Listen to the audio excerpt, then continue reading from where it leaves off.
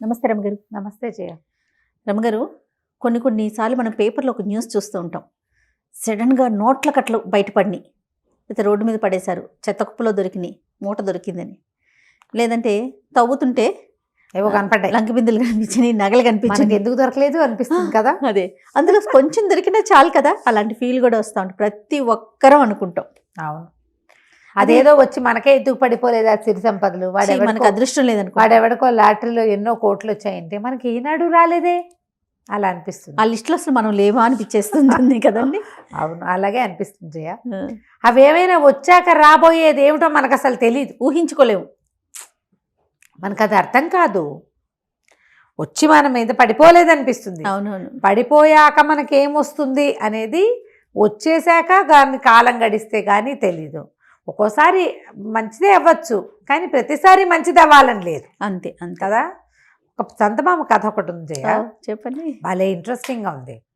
కుంభకవనం అని ఒక అడవి ఉండేదట. బాగుంది. కుంభకవనం తన పేరు. ఆ కుంభకవనంలో జనాలు వీళ్ళు తిరుగుతూ ఉండేవారు. అడవి చుట్టుపక్కలన్నీ చిన్న చిన్న గ్రామాలు. అడవిలో కూడా కొన్ని కుటుంబాల వాళ్ళు ఉన్నవి కూడా కొంచెం కనపడుతుండేవి. అయితే ఈ కుంభకవనంలో కుంభకుడని ఒక రాక్షసుడని, అతను అక్కడే ఎక్కడో భూగర్భంలో ఎక్కడో ఇల్లు కట్టుకుని ఉంటాడని చెప్పేవాళ్ళు. అతన్ని ఎవరు పెద్దగా చూసింది లేదు, ఆ వనం అతందని చెప్పేవాళ్ళు. ఆ అడవి ఎప్పుడైనా ఒక్కొక్కళ్ళకి ఏదో ఒక రూపంలో కనపడేవాడని, వాళ్ళకి మామూలు కట్టలు కొట్టడానికి వెళ్ళిన వాళ్ళకి చందనం చెక్కలు దొరకటం, తేనెటీగలు ఒక్క తేనె కాస్త తేనె కోసం పట్టుతేనె కోసం వెళ్తే 25-30 తేనె పట్టలు దొరికేసేయటం, కట్టెలు కొట్టుకోవడానికి వెళ్తే వాళ్ళకి మంచి అద్భుతమైనవి వనమూలికలు లాంటివి దొరకటం, ఒక మూలిక కోసం వెళ్తే అన్ని మూలికలు ఒకే చోట దొరకటం, అట్లా లాభం కనపడేదని చెప్పేవాళ్ళు.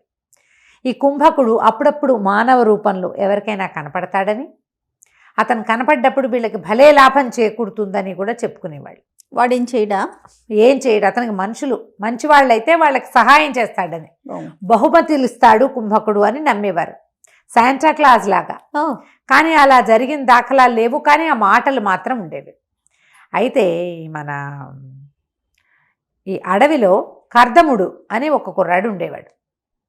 ఇతనికి రేవతి అని భార్య, ఒక 2 ఏళ్ల పిల్లవాడు గోపాలుడు అని ఒక పిల్లాడు ఉండేవాడు. ఈ ఒక 25 ఏళ్ల వాడు ఈ కర్దముడు. యాక్టివ్గా ఉండేవాడు. ఏదో అడవిలోకి వెళ్ళి అవి ఇవి తెచ్చుకుని పుట్టతేనే అవి తెచ్చేవాడు, ఊళ్ళోకి వెళ్ళి అమ్మేవాడు, కట్టెలు కొట్టుకొచ్చేవాడు. రెక్కాడితే కానీ డొక్కాడదు. చంటి పిల్లాడు ఉన్నాడు కాబట్టి భార్య ఇంటి దగ్గరే చక్క పెట్టుకునేది, చుట్టూ తవ్వనవి పుల్లలు అవి ఏరుకొచ్చుకుని పొయ్యి వెలిగించుకోవటం, భర్త తను కులాసాగా ఉండేవాళ్ళు. చిన్నపిల్లలు ఆ వయసు 25-30 ఏళ్ల వాళ్ళకి పెద్దగా విశేషాలు ఏమక్కర్ల, సరదాగా సంతోషంగా ఉండడానికి చాలా వెసులుబాట్లు అక్కర్ల వాళ్ళకి. వాళ్ళకి తినడానికి ఇద్దరు కులాసాగా కాలక్షేపానికి ఉంటే చాలు. వయసు పెరిగే కొందుకే కదా మనకు ఆశలు పెరుగుతాయి. ఈ 25 ఏళ్ల వాళ్ళకి ఏముంటుంది, కాయ కసరు ఏం తిన్నా అరుగుతుంది ముందు. అయితే ఒకనాడు ఏమైందంటే ఈ కర్దముడు అడవిలోకి వెళ్ళాడు. ఈ కుంభకుడు గురించిన మాటలు ఈ అడవిలో ఆ అమ్మాయి వింటూనే ఉండేది. ఒక ముసలాయన వచ్చాడు. ఆ సమయానికి ఈ అమ్మాయి పొయ్యి వెలిగించుకుంటుంది. పొయ్యి వెలిగించుకుంటుంటే ఆ పొయ్యిలో ఊదుతూ నిప్పులు ఎర్రగా మెరుస్తుంటే, ఈ నిప్పంతా బంగారం అయిపోతే ఎంత బాగుంటుంది. బంగారం దొరకదే, అడవిలో వాళ్ళకి బంగారం దొరికింది, వీళ్ళకి వెండి దొరికింది, వాళ్ళకి గంధం దొరికింది అంటారు. మనకి ఏనాడు దొరకలేదు ఏంటి? పాపం కర్దముడు ఎంతో మంచివాడు కదా, అయినా కూడా మనకి ఎందుకు దొరకలేదు? ఇలా ఆలోచించుకుంటుంది. చలికాలం. ఈ అమ్మాయి పొయ్యి నిప్పులు వెలిగించుకుని ఆ నిప్పుల దగ్గర పొయ్యి సగన కూర్చుంటే రాత్రులు చలి కాగటానికి వీలుగా ఉంటుందని పెద్ద పొయ్యి వెలిగించింది. ఒక ముసలాయన వచ్చాడు అదే సమయానికి. వచ్చి అమ్మ చాలా చలిగా ఉంది, ఏదన్నా వెచ్చగా ఉందా అన్నాడు. పొయ్యి వెలిగించాను తాత, నిప్పు సెగను కూర్చుందు కానీ లోపలగా ముసలాయన్ని పిలిచింది. పిల్లాడు అక్కడ ఇక్కడ ఏదో గిలకాయలు పెట్టుకుని ఆడుకుంటుంటే ఏమైంది, పొయ్యి సెగను కూర్చున్నాడు. వెళ్ళొస్తానన్నాడు. ఎందుకు తాత, రాత్రిపూట వెళ్తావు, గంజి వేడిగా ఉంది, కాస్త కాచాను, కాస్త తాగి ఈ పూట పడుకో, తెల్లవారి బోదుగానిలే ఎందుకు అనేసరికి సరేనన్నాడు. సరేనంటే సరే గంజి ఇచ్చి, కర్దముడు ఇంకా రాలేదమ్మా, రోజు వేళకి లేటుగా వస్తాడా అని అడిగాడు. అడిగేసరికి తెల్లపోయింది. మా ఆయన నీకు తెలుసా తాత? తెలియకేమమ్మా, ఈ అడవిలో కర్దముడిని ఎరగని వాడెవడు, నేను ఈ పక్క నుంచి చాలాసార్లు వెళ్ళా, ఇవాళ ఆలస్యం అయిపోయి ఇట నీ నెత్తి మీద పడ్డా కానీ లేకపోతే నేను చాలా మాటలే మీ గుడిసెను చూశాను నేను అన్నాడు. ఓహో మొగుడికి తెలుసు కాబోలు అని కూడా అనుకుంది. ఆ గంజి తాగాడు. ఆ పొయ్యి సెగన పక్కనే కూర్చుని వెచ్చగా చలి కాగుతూ కూర్చున్నాడు. బాగా చీకటయ్యాక కర్దముడు ఏదో లేడిని కొట్టుకుని వచ్చి పట్టుకొచ్చాడు లోపలికి. గుడిసెలకు చెప్పా చలి చంపేస్తుంది, అన్నం వండావా అన్నాడు. రా నాకు ఆకలిస్తుంది, వేడివేడిగా అన్నం ఉంటే పెట్టేసే అన్నాడు. అనేసరికి ఆ మూల కూర్చున్న ఆయన్ని చలిగాలుతున్నావు తాత అన్నాడు. కానీ ఊరికే అడిగాడు తప్ప వీళ్ళిద్దరూ పరిచయం ఉన్న వాళ్ళుగా అమ్మాయికి తోచల. ఓకే. ఆయనేమో మెల్లిగా తలకాయ ఊపాడు. ఆ పొయ్యి పక్కనే నేలకు సాగిలపడి పడుకున్నాడు. మెల్లిగా గురక పెట్టేస్తున్నాడు. వీళ్ళిద్దరూ ఫ్రెండ్లీగా లేరు, ఒకళ్ళనొకళ్ళు ఎరిగిన వాళ్ళుగా కూడా అనిపించాల. ఎవరో దారిపోయే ముసలి తాతని ఇంట్లోకి రానిచ్చింది పెళ్ళాం అనుకుంటున్నాడు అతను. అయితే సరే అన్నం పెట్టింది. అన్నం తిన్నాక వీళ్ళకి పక్కేసింది. పిల్లాడి నిద్రపోయాడు, ఉయ్యాలేసేసింది, బడికి పడుకోబెట్టింది. భార్య భర్త ఓ పక్కకు పడుకున్నారు. పడుకున్నాక పక్క నవ్వాడు. నవ్వి అన్నాడు, చూడవే కుంభకుడు, వీడి కర్మ ఎంత పెద్ద ఇల్లోట వాడిది. ఎంత ఇల్లో, భూగర్భంలో అసలు మన ఆడవంత ఇల్లుట. హాయిగా అక్కడ ఉండక చూడు మన గంజి తాగి మన ఇంట్లో ఎట్టబడుకున్నాడో నేల మీద అన్నాడు. ఏమిటయ్యా ఈయన కుంభకుడా? కుంభకుడు కాక ఎవరే, నేను ఎప్పుడూ చూడలేదు ఈ అడవిలో ముసలాయన్ని. నీ మంచితనానికి చూసి, నువ్వు ఎంత బాగా చూసుకుంటున్నావో మొగుడిని పిల్లాడిని అని చూసి నీకేమన్నా బహుమానం ఇవ్వడానికి వచ్చాడు. తెల్లారే పెడతాడులే నీకు బోల్డంతా అన్నాడు. అమ్మాయి అలా నిద్రపోయింది. తెల్లవారు లేచాక ఈ ముసలి తాత వీళ్ళిద్దరు లేచేసరికి వెళ్ళిపోయాడు. ఆయన ఏదో వస్తువు ఒక సంచి తెచ్చాడు. ఆ సంచి తెరిచి చూస్తే దాని నిండా మొహరీలు. బా ఎంత డబ్బో! ఆశ్చర్యపోయారు. రాత్రి కాస్త గంజి పెట్టి వెచ్చగా చలి కాగడానికి ఉంచుకున్నందుకు ఇంట్లో ఇంత దిచ్చాడు అనుకున్నారు. అక్కడి నుంచి కర్దముడు అన్నాడు, మరేమో మనం ఓ పని చేద్దాం, ఈ డబ్బంతా మనకు దగ్గర ఉందని తెలిస్తే జనాలు ఎవరైనా మీద పడిపోతారు, చెట్టు కింద పాతేస్తా, 100 మొహరీలు తీసుకెళ్ళి ఊళ్ళోకి వెళ్ళి మనకు కావాల్సిన సరుకులు తెచ్చేస్తానన్నాడు. సరే అన్నది. ఇల్లంతా బాగు చేసుకుంది. ఆ ముసలి తాత పడుకున్న పక్క అంతా దులిపింది, నేలంతా అలుక్కుంది. ఇతను ఏం చేశాడు, 100 మొహరీలు తీసుకుని మిగిలిన డబ్బంతా వేప చెట్టు కింద పాతి పెట్టాడు.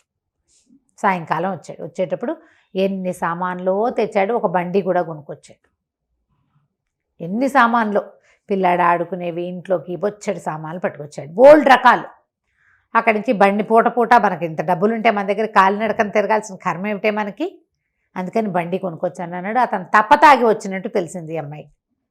భర్త తాగేసి వచ్చాడు.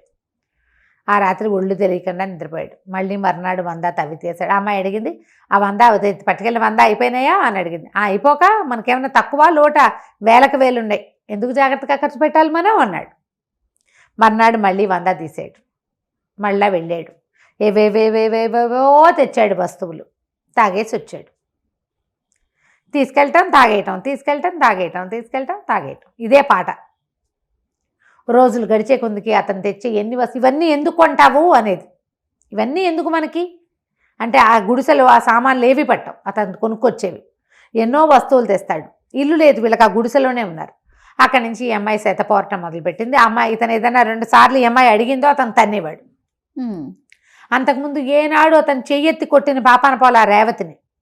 ఇప్పుడు కర్దముడు ఎంతసేపు భార్యని కొట్టడమే. అమ్మాయి నిలదీస్తుంది, ఎందుకు చేస్తావు ఇట్లా, ఈ తాగొస్తావేమిటి, సుఖం లేదు, సంతోషం లేదు, డబ్బులు వచ్చాయన్న ఆనందం లేదు, నువ్వు ఎందుకు ఇవన్నీ తెస్తావు, ఈ వస్తువులన్నీ ఎందుకు, ఇల్లు వాకిలి ఏర్పరచుకోవాలి, నేను ఎన్ని ఊహించాను, పెద్ద ఇల్లు కట్టుకోవాలి, శుభ్రంగా వ్యవసాయం చేసుకోవాలి, 10 మందికి పని ఇవ్వాలి, 10 మంది పాలేళ్ళు ఉండాలి, 4 గొడ్లు ఉండాలి, పిల్లా పాపతో తొలుతూగాలనుకుంటే నువ్వు తప్పదాగటమే కనపడుతుంది, వస్తువులు కొనుక్కొస్తావు, ఇందులో ఒకటి రక్తికి రంగానికి వచ్చే వస్తువు లేదు, ఈ సామాన్లన్నీ ఎందుకు చేస్తావు ఇవన్నీ అని ఓ అరిచి కేకలు పెట్టింది. కేకలు పెడితే ఏమన్నాడు, సరే ఇల్లే కదా అంటే, ఏమంది, ఇల్లు నేను కట్టించుకుంటా, 400 వరహాలు 300 వరహాలు తీసి నాకు ఇవ్వు, పని వాళ్ళని పెట్టుకుని నేను ఇల్లు నాకు కావాల్సినట్టు కట్టించుకుంటా అంటే, నీ బొంద నీకేం తెలుసు, నువ్వు ఇంత పీతవ ఒక చిన్న ఇల్లు కడతావు, నేనైతేనా అని చెప్పేసి మళ్ళీ బోళ్ళంత డబ్బు తవ్వి తీసి ఎక్కడెక్కడి నుంచో పని వాళ్ళని రప్పించి పెద్ద ఇల్లు కట్టించడం మొదలుపెట్టాడు.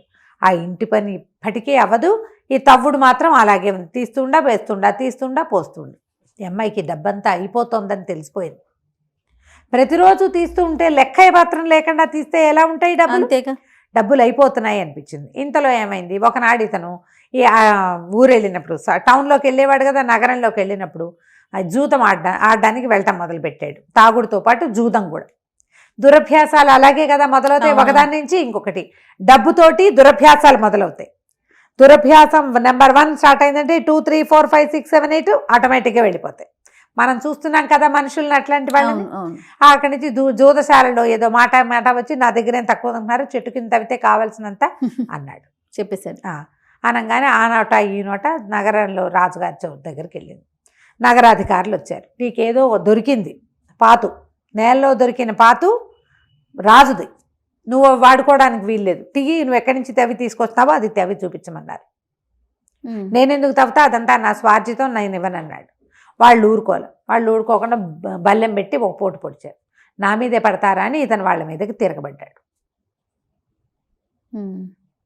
మరి తాగుబోతనంతో పొగరుబోతానం రాదు, అంతేగా. డబ్బుతోటి వచ్చేవేమిటి, తాగుబోతానం తిరుగుబోతానంతో పాటు పొగరుబోతానం కూడా వస్తుంది. తిరగబడేసరికి రాజభట్ల మీద తిరగబడితే వాళ్ళు కాస్త కత్తి విసిరేస్తారు, మెడ తెగిపోయింది.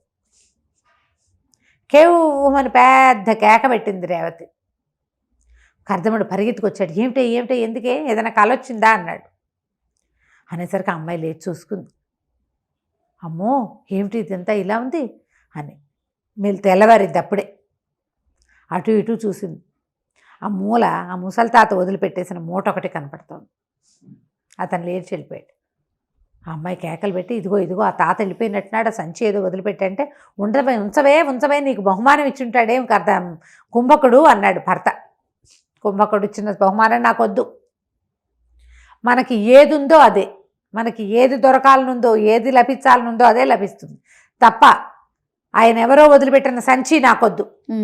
కేకలు వెయ్యి, ముందు ఈ సంచి ఇచ్చేసేయి అని చెప్పేసి గట్టిగా కేకలు పెట్టింది. వీళ్ళిద్దరికీ మంచి సయోధ్య ఉంది. ఆ అమ్మాయి ఇచ్చేయమంది కాబట్టి ఇచ్చేసాడు. అదే చేతి నిండా డబ్బు వచ్చి అహంకారము, పొగరుబోత్తనము, తర్వాత దానివల్ల వచ్చిన తాగుబోత్తనాలు వస్తే భార్య మాట వినేవాడు కాదు అతను. అవును, సంపాదనలు ఎక్కువ లేనప్పుడు భార్యాభర్తలకి సయోధ్యలు ఎక్కువ ఉంటాయి. మీరు గమనించండి, ఆలోచించండి, ఇలా ఉంటుంది. దాంతో భార్య వద్దంటుంది కదా, అందులో ఏమున్నా సరే మనకొద్దు, ఆయన సంచి ఆయనకి ఇచ్చి పంపించేసి అక్కడి నుంచి ఆ సంచి పుచ్చుకుని కేకలు పెట్టాడు. ఓ తాత ఆగా అని కేకలు పెట్టి ఆ సంచి పట్టుకెళ్ళి ఆయన చేతిలో పెట్టాడు. అబ్బే ఇందులో ఏమీ లేదురా నాయన అన్నాడు. ఏమీ లేకపోయినా నీ సంచి నువ్వు పట్టుకెళ్ళు, వేరే వాళ్ళ వస్తువు మా ఇంట్లోకి రావడానికే వీల్లేదు, మా ఆవిడ ఒప్పుకోదు అని చెప్పి పంపించేశాడు. అక్కడి నుంచి వెనక్కి నవ్వుకుంటూ వచ్చాడు. ఏమిటే భయం వేసిందా, నీకేమైనా పీడకలు వచ్చిందంటే అమ్మాయి ఏం చెప్తుంటే వేడివేడి గంజి కాచి భర్తకి గిన్నెలో పోసి ఇచ్చింది. ఇతరుల సొమ్ము పరుల సొమ్ము పాము వంటిది. కష్టపడి సంపాదించుకుంటే మనం జాగ్రత్తగా వాడుకుంటాం. ఉచితార్థం వచ్చి పడిపోయింది వచ్చిందంటే ఎన్ని వస్తాయో ఉచితార్థం మన మీద, అంతేగా. మనకు అది ఎప్పటికీ వద్దు, హాయిగా ఉందాం. నువ్వు నేను పిల్లాడు కలిగితే ఇంకో 2-3 పిల్లలు కలుగుతారు, అడవిని నమ్ముకుని బతుకుతున్నాం, హాయిగా ఇలాగే అడవి తల్లి పిల్లల్లాగా బతుకుదామని చెప్పేసి. సిరి సంపదలు ఎక్కడి నుంచైనా వచ్చి పడితే వాటి వల్ల ఎన్ని రావచ్చో ఈ కథలో కనపడతాయి. అంతే, మనం ఫ్యూచర్ ఆలోచించలేం. మీకు ఈజీ మనీ, ఫ్రీ మనీ వచ్చిన వాళ్ళ ప్రవర్తనలు ఎలా ఉంటాయో మీ చుట్టుపక్కల గమనించండి. ప్రతి ఒక్కరికి అనుభవం ఉంటుంది. రైట్. ఈజీగా డబ్బు వచ్చేసిన వాళ్ళు ఎలా మారిపోయారో మీకు కనపడుతుంది. కష్టపడి సంపాదించుకున్న వాళ్ళ పద్ధతులు వేరేగా ఉంటాయి. అంతే. రైట్ రామ్ గారు, చాలా బాగుంది. నమస్తే అండి. నమస్తే.